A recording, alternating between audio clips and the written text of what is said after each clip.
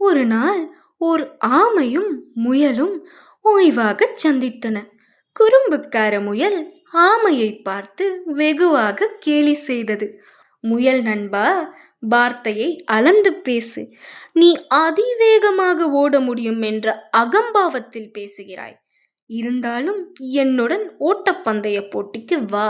அதை கேட்ட முயல் கடகடவென்று சிரித்தது. இரண்டும் சேர்ந்து நரியை தீர்ப்பு சொல்லும் அதிகாரியாக போட்டன.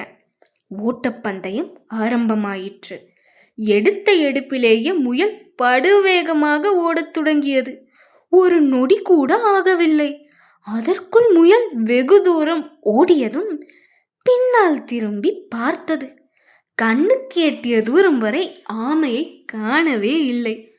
ஆமை மெதுவாக அந்த இடத்திற்கு வந்த பின்பு மீண்டும் தான் ஓடி பந்தயத்தில் ஜெயித்து விடலாம், அதற்குள் ஒரு குட்டி தூக்கமே போட்டு விடலாம் என்று நினைத்த முயல் கொஞ்ச நேரத்திற்குள் கண்ணயர்ந்து விட்டது.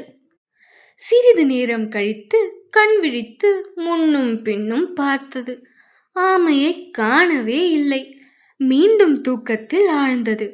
ஆமையோ மத்தியில் ஓரிடத்தில் கூட நிற்காமல் தான் நடையில் போய்கொண்டே இருந்தது.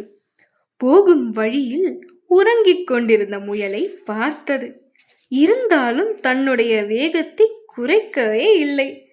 எடுத்த காரியத்தில் ஒரு முனைப்புடன் இருந்ததால் முதலில் பந்தய இடத்திற்கு போய் சேர்ந்து விட்டது. முயல் தூக்கத்திலிருந்து மீண்டும் விழித்ததும் ஒரே ஓட்டமாய் பந்தய இடத்திற்கு ஓடியது.